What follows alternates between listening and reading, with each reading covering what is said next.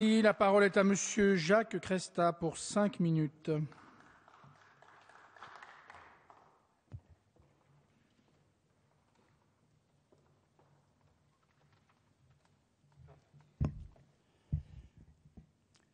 Monsieur le Président, Madame la Ministre, Madame la Présidente de la Commission des Affaires européennes, Monsieur le Président de la Commission des Affaires économiques, Mesdames les rapporteurs, mes chers collègues, je tiens d'abord à remercier notre Présidente de la Commission des Affaires européennes qui a souhaité que nous puissions débattre en séance de cette résolution.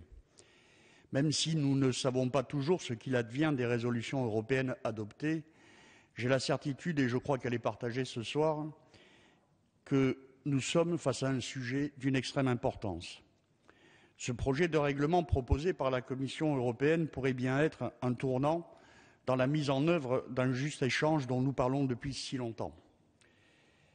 Nous le savons, cette idée ne fait pas consensus au sein de l'Union, mais c'est une idée qui avance et je salue à cet égard le travail que font nos collègues Seba Daigoma et Marie-Louise Fors sur cette question. La crise majeure que nous traversons impose pragmatisme et lucidité. C'est tout le sens, Madame la Ministre, des priorités que vous aviez énoncées devant notre Commission des affaires économiques. Nous ne pourrons pas rétablir l'équilibre de notre balance commerciale, si dégradée ces 10 dernières années en France, si l'ouverture des marchés européens à des pays tiers n'est pas totalement réciproque, et ce constat vaut aussi pour l'Union dans son ensemble.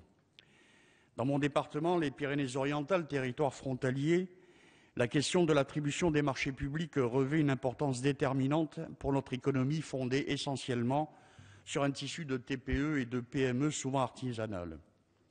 Dans notre pays, la commande publique représente 150 milliards d'euros par an. C'est un outil essentiel de développement pour les PME et les TPE innovantes de nos territoires. La loi de modernisation de l'économie de 2008, dans son article 7, avait donné un léger coup de pouce à ces entreprises. Mais sa portée était insuffisante au regard de la concurrence actuellement à l'œuvre, concurrence qui redouble sous les effets de la crise. Cette résolution rappelle utilement les dispositions présentes dans l'article 7 de la proposition de règlement. Notre Code des marchés publics retient le principe de l'offre économiquement la plus avantageuse. Mais force est de constater qu'une place prépondérante est accordée aux critères de prix, parfois au détriment de la qualité de la prestation, voire au détriment de critères sociaux ou environnementaux. Cette course au prix le plus bas a de lourdes conséquences pour la rentabilité des entreprises et entraîne, parfois à court terme, des licenciements économiques. Cette première étape relative au contrôle des offres anormalement basses est donc la bienvenue. Et l'exemple éclairant de cette pratique concerne les entreprises chinoises. Aujourd'hui, dans le domaine de la construction de panneaux photovoltaïques, près de 90% du verre solaire en Europe provient de Chine. Et ce pourcentage extravagant n'a pas été obtenu par l'extraordinaire qualité des produits chinois, mais bien par une politique de prix déloyale qui a déjà été abordée. En effet, pour conquérir ce marché, les entreprises chinoises pratiquent en Europe des prix inférieurs à ceux qu'elles pratiquent sur leur propre territoire. En disant cela, je sais que je parle ici d'un géant économique dont les possibles représailles peuvent effrayer certains de nos voisins, mais nous ne pouvons plus laisser faire de telles pratiques. N'oublions pas que la Chine ou l'Inde pratiquent un patriotisme économique, fermant presque intégralement leur marché à nos entreprises. Nous ne pouvons donc plus continuer à leur ouvrir intégralement nos marchés publics sans obtenir en échange une réciprocité effective et contrôlée.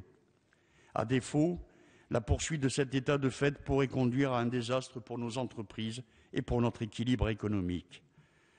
Nous sommes tous conscients ici qu'il ne s'agit pas d'une position unanime du Conseil européen, mais j'aimerais rajouter pas encore. Je reprends souvent les propos du chef de l'État, qui disait encore récemment « l'Europe doit être ouverte, mais pas offerte ». Pour moi, c'est bien dans cette vision que s'inscrit cette proposition de règlement de la Commission européenne. Elle est donc importante. Elle est même indispensable, car elle affirme un positionnement et un message politique clair de l'Assemblée nationale française.